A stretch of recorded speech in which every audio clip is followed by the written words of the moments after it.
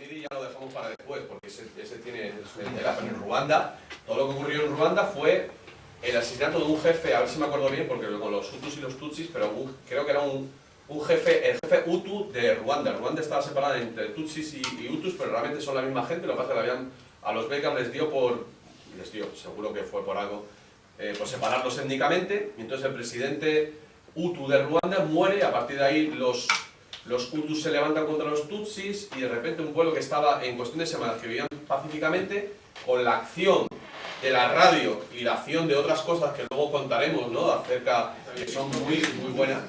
Y te explica algo de eso. Luego está la parte más, digamos, teslítica, o gente de Tesla, ya me he inventado una palabra.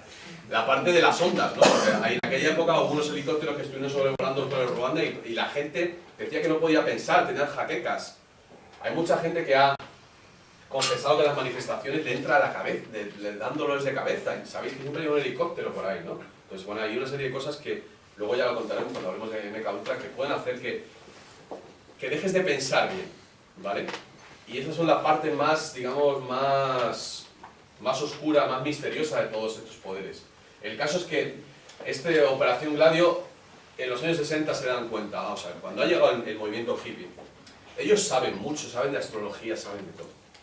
O sea, yo trabajo en la revista, una de las revistas de trabajo, el director se llama Vicente Casaña, y se salía en televisión hace unos años con Maleta de Sacampos, es un tipo así, con el pelo rizado y con gafas, así, con pinta, un valenciano, con pinta, no sé si se acordáis, bueno. El caso es que yo me he enterado que bueno, me lo ha contado la redactora jefe, no así, que le llaman del Vaticano, para preguntarle, o sea. Y bueno, Nancy Reagan, por ejemplo, la fanática de la astrología, Ronald Reagan también, eso sale en mi libro, que saldrá dentro de unos meses, el libro que he publicado con todavía no salido, con una editorial potente en la que, bueno, hago una trayectoria de todo el tema extraterrestre, y bueno, a raíz de escribirlo, pues he descubierto cosas muy graciosas, ¿no? Por ejemplo, que Reagan era un gran aficionado a todo el tema esotérico extraterrestre, que siempre que estrenaba una película de Spielberg, la ponían en el cine, estaba todo el rato viendo películas el Reagan. Bueno, pues llega los años 60 y claro, pues esa juventud se revoluciona, ¿no? Es una época importante y hay que detenerse un poco en ella, ¿no? No surge por casualidad, aunque haya a nivel vibratorio, aunque la gente que cree en la astrología, pues, bueno, pues la asocia. O sea, digamos que las explicaciones para las cosas como no se restan, como piensa mucha gente. No es que esto sea así y no sea así, sino que se suman, ¿vale? Entonces, realmente algo ocurrió porque en el planeta, pues en el año 68, de repente pues la revolución del amor en California, pero en París estaban también en las barricadas, en México, o sea, en Praga, o sea, fue algo tremendo. ¿No? Eso es la parte más espiritual del asunto, pero algo ocurrió, ¿no? Desde el punto de vista, simplemente, bueno, digamos, explicando de una manera mundana, todo ese cambio de paradigma, no se puede llamar todavía paradigma, yo creo que en la nueva era ya sí es el cambio de paradigma, pero el comienzo de una manera nueva de pensar venía más atrás.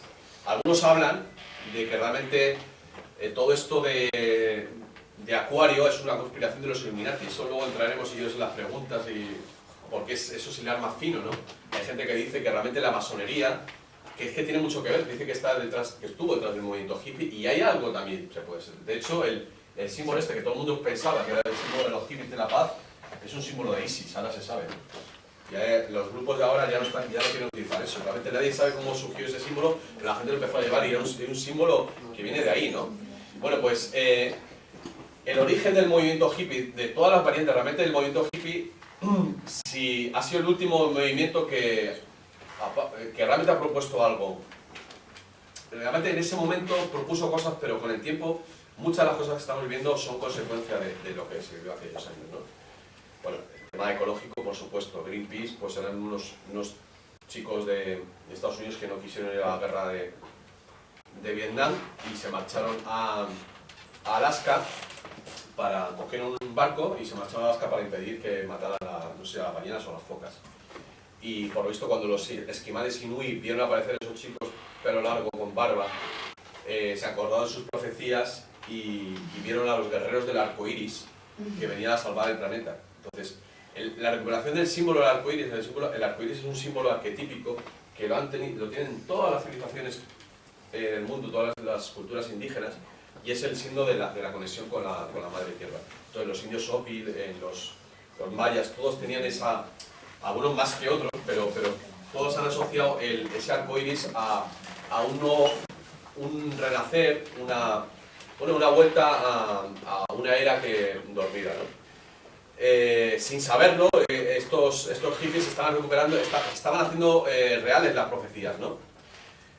Que venían de más atrás y que habían sido preparadas, y ahora eso ya es un tema más complicado de decidir hasta qué punto había sido planificado o no.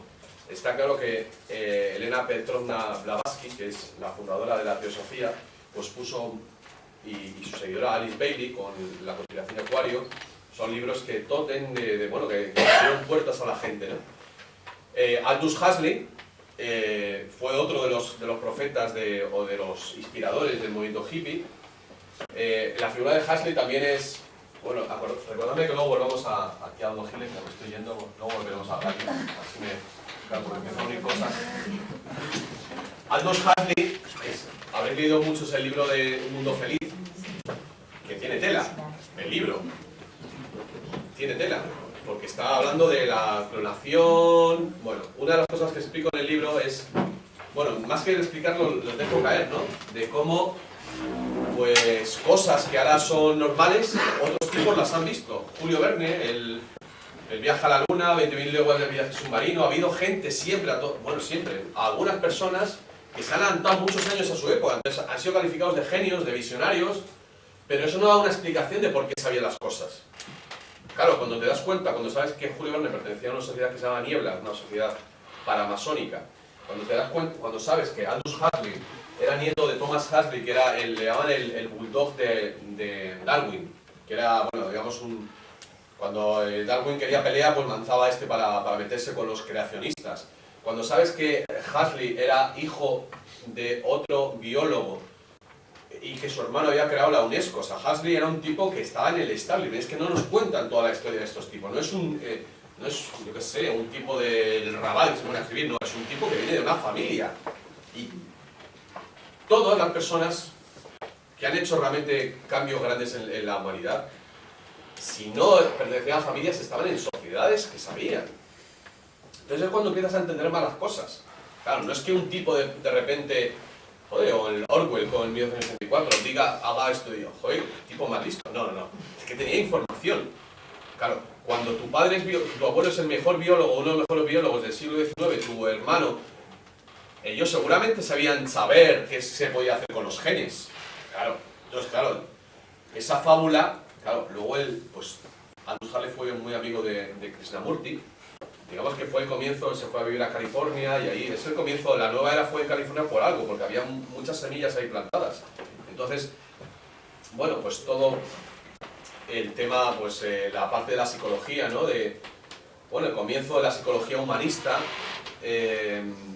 bueno, digamos esa parte que de alguna manera sale de Freud, pero que va indagando en el inconsciente, pero bueno, pues hablando, bueno, las relaciones humanas, los círculos los de alcohólicos anónimos y todo esto, lo que ahora conocemos, eso fue la psicología humanista, que empezó a profundizar en ciertos aspectos, pues para curarnos, para sanar los problemas mentales, pues en un ámbito social, esos círculos que estaban tomados de los indígenas.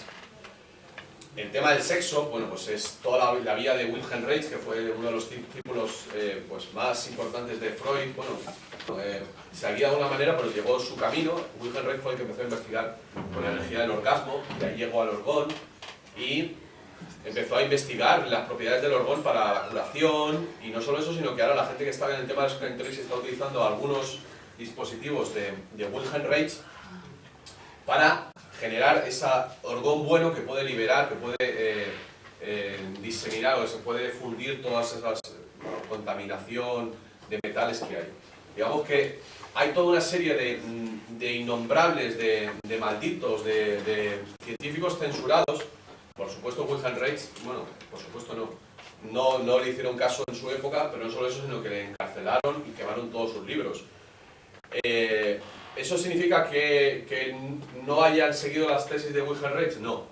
Eso significa que Wilhelm Reich ha desaparecido de la ciencia oficial y algunos han tenido acceso a esos archivos como Nikola Tesla, que ya hablaremos más adelante. Entonces, tenemos pues, la reivindicación indígena, Castaneda ya estaba publicando en los años 50, tenemos la parte de la psicología humanista, pues todo el tema este de los abrazos y recuperar. Tened en cuenta que esta gente, la mayor parte venía de Inglaterra, que estaba la sociedad victoriana, que eran así, porque aquí todavía pues, los latinos, la cosa del tacto no lo hemos perdido tanto, aunque la sociedad civilizada o desarrollada ha hecho que se pierda bastante, pero bueno, estos psicólogos y esta gente un poco viniendo del mundo anglosajón que quería recuperar o que quería bueno, el desarrollo personal, lo que ahora llamamos desarrollo personal, elevar nuestra conciencia a otros estados, bueno, pues empezó a bajar a México, a tomar contacto con los chamanes y bueno, pues a experimentar con los psicotrópicos pues, para alcanzar otros estados de conciencia. Bueno, el tema de Jim Morrison, todas las estrellas del rock, que parece que inventaron algo, en realidad eran unos chicos más de aquella época que hacían lo que estaba haciendo la gente más adelantada, pues es, bueno, pues en un momento en el que tu país ya no te ofrece nada, o sea, tu cultura, pues tienes, imaginar, bajar a México y encontrar, desde Estados Unidos, encontrarte las cosas tan diferentes, pues bueno, empezamos a seguir eso, ¿no? Bueno, en la costa oeste, pues empezó Timothy Leary a investigar con el LSD, que se había sintetizado por el doctor Hoffman para la empresa Sandoz en Suiza. Muchas cosas siempre pasan en Suiza. Lo tomaron, empezaron a investigar, en principio con patrocinio de la Fundación Rockefeller, porque esto han estado siempre detrás, les ha interesado siempre mucho. Y por un tiempo, por lo visto, en la Universidad de Harvard, pues ahí corría el LSD, pero vamos, y bueno, estuvieron varios años investigando, él y Herr Albert, que luego se convertiría en Ram Dass, que es otro de los gurús de la nueva era. Este sí que llegaría un camino a Timothy Leary, al final acabarían encarcelando. Hay mucha gente sobre Timothy Leary, se hablan cosas diferentes, que si realmente estaba pagado por la CIA, que si era un agente. Al final es un poco lo de Operación Gladio. Tú te crees que estás haciendo algo, estás investigando, pero tus investigaciones lo están utilizando para otras cosas. Y eso está ocurriendo cada 2 por 3. Cuando leáis que los monjes tibetanos, los monjes lamas, que lo habréis oído, ¿no? Que han estado en el MIT, en el Instituto Tecnológico de Massachusetts, les investigan en estados de meditación y bueno, para ver cómo funcionan sus ondas, lo que están tratando es de reproducir esos estados expandidos de la conciencia de una manera mecánica. Les ponen unos electrodos y ven a ver primero, ¿qué tipo de ondas se están desarrollando? ¿No? Esta es toda la investigación, pues las ondas alfa, ondas beta, ondas delta, ondas teta, y de esa manera pues luego intentan reproducirlo, ¿no? Claro, ellos lo harán con toda su mejor intención, le dirán al Dalai Lama, oye, nos mandas unos lamas y tal para... ¿Y para qué es? No, estamos investigando la conciencia. Ah, pues fantástico. Claro, luego que hagan con eso, ya es otra cosa. El caso es que el LSD estuvo por un tiempo pues circulando alegremente, pero en un momento dado, y esto es muy curioso, porque estas son las cosas que te inducen, logras captar cómo funciona realmente esta gente. Justo cuando el LSD se prohibió fue cuando más hubo en el mercado. Imaginaos, o sea, montar una fábrica o un laboratorio, o sea, para montar un laboratorio, hacer LSD, yo no sé si habrá algún químico por aquí, pero debe ser difícil, debe tener unas condiciones. Y de repente empezó a circular, ¿no? Ahí esa fue la época de la psicodelia, se convirtió, pues, bueno, luego está el LP de los Beatles, el Sgt. Peppers, la famosa canción de Lucy in the Sky with Diamonds, que LSD, que dicen algunos que indujo. ¿Hasta qué punto han estado manipulados? Porque estamos hablando de que sí, que el rock pues, ha abierto puertas, pero evidentemente después de eso vino la heroína, y se cargó a mucha de esa gente, esos adelantados, se los llevó por delante. Daniel Stulin, que ha escrito el Club Bilderberg y los secretos del Club Bilderberg, llegó a una cosa que a mí, bueno, me sorprendió. Analizó unas cartas, los Beatles publicaban con la multinacional EMI, que es una subsidiaria del ejército, porque esa es otra. Todos los medios de comunicación, la radio, la televisión, primera de todo, ha sido armas de guerra. La radio era un elemento de guerra y, o sea, todos los inventos que nos han llegado, no sé cuándo se generalizó la radio, los años 20, los años 30, la televisión de los años 50 o 60, previamente llevaban inventados 20 o 30 años, si no más. Internet estaba inventado en los años 50, el proyecto ARPANET, y nos lo han dado 50 años después. A lo que voy es que las cosas nos llegan mucho después de que están inventadas, ¿no? Y en el caso pues, de los Beatles, ellos grababan con la discográfica EMI y Daniel Sturine encontró unas cartas entre la discográfica EMI y el filósofo Adorno y de la escuela de Frankfurt, que eso es otra cosa.